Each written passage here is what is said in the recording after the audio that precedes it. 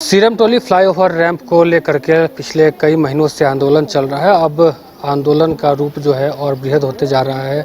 हालांकि अब रैंप जो है वो बन करके तैयार है, लेकिन अभी भी आदिवासी समाज के जो तमाम लोग हैं उनका कहना है कि हम अभी भी हार नहीं माने हैं, हमारा विरोध जो है वो जारी रहेगा। हमारे साथ बात करने के लिए गीताश्री उरांव हैं, पूर्व मंत्री हैं। मैम, आज एसटी आयोग भी यहाँ पहुँची थी, अपनी मेंबर के साथ में निरीक्षण भी किया, क्या कुछ इसमें आगे आया निकल कर?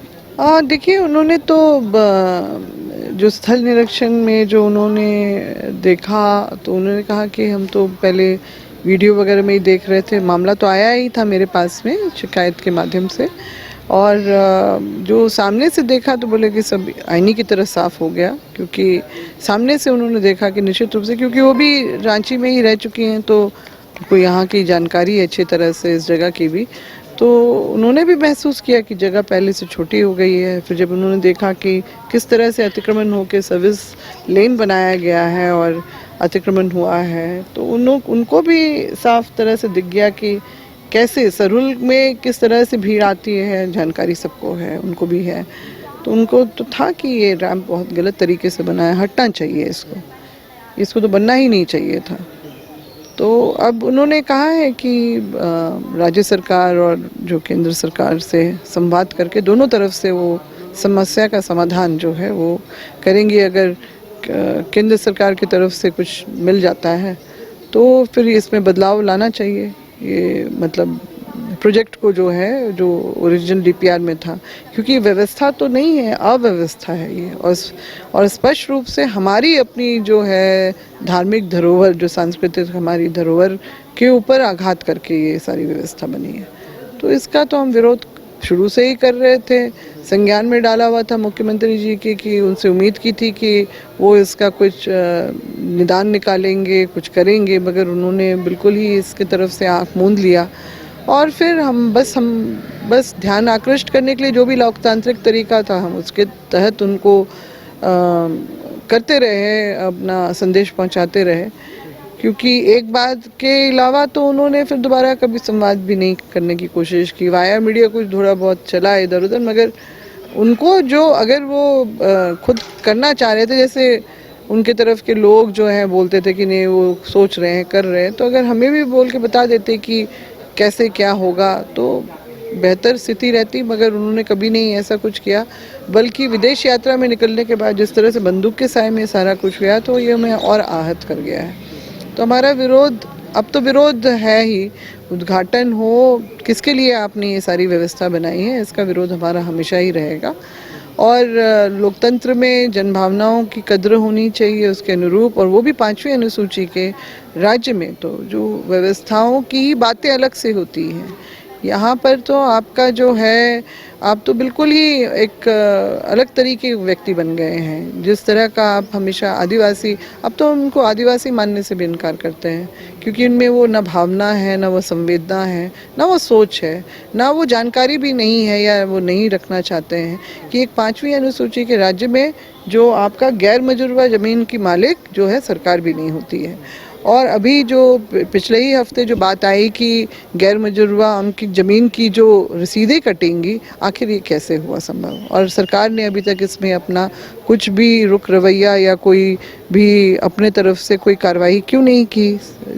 हाई कोर्ट से आखिर इस तरह की बातें कैसे आई? और इसमें जो सरकार की तरफ से जो होना चाहिए अपनी ज़मीन को, अपनी चीज़ों को संरक्षित करने का, तो वो तो खैर रवैया उनका स्पष्ट है, हम लोगों को नहीं है।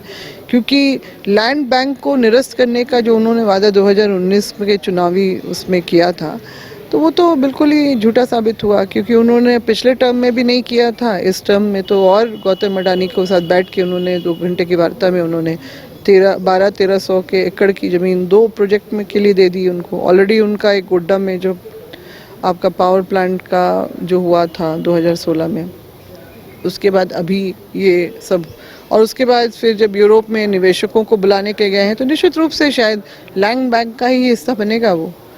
जो गैर मजुरवा ज़मीन है, अगर उसकी रसीद कटेगी तो यानी सुविधाएं बनाई जा रही हैं, तो ये कहीं ना कहीं मिली भगत से ही सारा कुछ जो है, ये सारी बातें आई हैं, और ये सब नष्ट होने वाला है हमारा इसका, हम इसका विरोध करते हैं। जो 5वीं अनुसूची के आत्मा को, उसके जड़ को नहीं पहचान पा रहे हैं, ऐसे मुख्यमंत्री से हमें घोर निराशा है आज की डेट में। और जो आई थी सदस्य जो आयोग की, उनसे उन्होंने आश्वासन और कार्रवाई का तो दिया है, बातों को जिस तरह से उन्होंने समझा है और उनका जो भी स्टेटमेंट इसमें आया है, हम उम्मीद करते हैं वो कुछ इसमें करेंगी और कुछ निदान निकलेगा। उम्मीद है उनके आने से अब इस लड़ाई में और मजबूती होगी। हाँ, उनकी बात करने का तरीका जो था, सब चीज़ों को देखना, बोलने समझने का जो बात था, तो हम अब थोड़ा इंतज़ार करेंगे उनका भी कि वो इसमें कैसे क्या कर पाती हैं। आश्वासन तो उन्होंने दिया है, भरोसा दिलाया है कि करेंगी इसमें ज़रूर, और वो राज्य सरकार और केंद्र सरकार के बीच दोनों तरफ से बात करके कुछ समाधान निकालने का भी उनका काम रहेगा, ये उन्होंने कहा है। पिछली बैठक में आप लोगों ने फैसला लिया था कि जिस दिन ये रैंप का फ्लाईओवर का उद्घाटन होगा, विरोध जताएंगे काला पट्टी से, फिर झारखंड बंद करने की बात की थी। अब क्या लगता है कि अब तो फ्लाईओवर लगभग बन के तैयार हो चुका है? हाँ, तो वो उसी उद्घाटन की तो हम विरोध करने की बात थी हमारी। तो अभी थोड़ा सा लोग अस्त व्यस्त हो गए हैं, शादी उदी का माहौल है, थोड़ा इधर थोड़ा उधर, मगर जब भी होगा उद्घाटन तो फिर है, हम लोग का विरोध तो रहेगा ही, विरोध होगा, हर तरफ से होगा। और हर झारखंड के तकरीबन हर कोने में जो आदिवासी बैठे हैं, इस बात को लेके बहुत चिंतित, परेशान, उद्वेलित हैं, और उनका है, उनकी चिंता, उनका मनन जो है इस बात को लेके है कि हमारे साथ धोखा हुआ है। जिस बात संरक्षण की हमने उम्मीद की थी और जब अपेक्षा रखी थी, वो निराधार साबित हो गई, बिल्कुल ही। झारखंड के कई शरणार्थ स्थल हैं, जिसका भी ये मामला जो है, अभी जो केंद्रीय शरण समिति की बात चल रही है, तो यहाँ के अलावा भी कई ऐसे शरणार्थ स्थल है जहाँ इस तरह की बातें होंगी। हाँ, सिमडेगा में आपका ये पिछले महीने की बात है, रामनवमी के पास की बात है कि वहाँ पर सिमडेगा में जो शरणार्थ स्थल जो है, उसमें जबरन घुस के वहाँ बाउंड्री वॉल फांद के वहाँ पर ये महावीर झंडा गाड़ा गया। आपका यहाँ से ज़्यादा दूर नहीं है, धुमसा टोली आपका बहु बाजार में, वहाँ पर भी रामनवमी के 6 दिन पहले वहाँ पर भी ऐसे ही रामनवमी का झंडा गाड़ा गया, महावीर झंडा गाड़ा गया ज़बरदस्ती। तो ये सब क्या दर्शा रहा है बताइए? और हम देखते हैं कि विकास के नाम पे सिर्फ आदिवासियों की ज़मीनों के साथ छेड़छाड़ होती है, चाहे वो एयरपोर्ट का विस्तारीकरण हो, वहाँ पर भी आज जो है लोग परेशान हैं कि हमारा सरना मसना सब उसमें चला जा रहा है।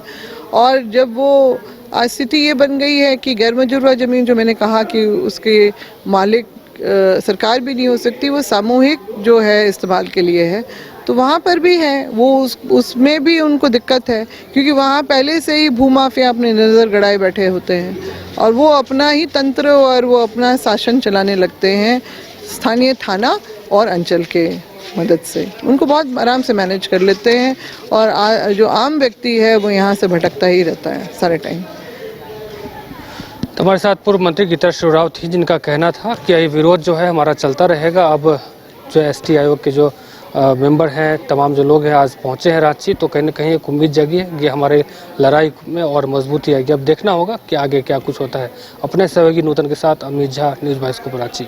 अगर आप देश के किसी भी कोने में रहते हैं, अगर आप पटना आना चाहते हैं और घर जैसे रहने और खाने का आनंद लेना चाहते हैं, तो एक बार जरूर आएं होटल डायमंटन। संपर्क करें 9572759746, 9031859981, 0612400158 एड्रेस अपोजिट विद्या संस्कार स्कूल, रंजन पथ, गोला रोड, बेली रोड, पटना 801503। गोल जहां 27 वर्षों के सफर में 17,000 से भी अधिक छात्रों ने डॉक्टर एवं इंजीनियर बनकर भरे सफलता की ऊंची उड़ान, जहां साधारण छात्र भी असाधारण सफलता प्राप्त कर बना रहे इतिहास। दूरदर्शी शिक्षाविद श्री विपिन सिंह के मार्गदर्शन में मेडिकल एवं इंजीनियरिंग के लाखों छात्रों के लिए आशा की किरण के रूप में गोल्ड रिजल्ट फैक्ट्री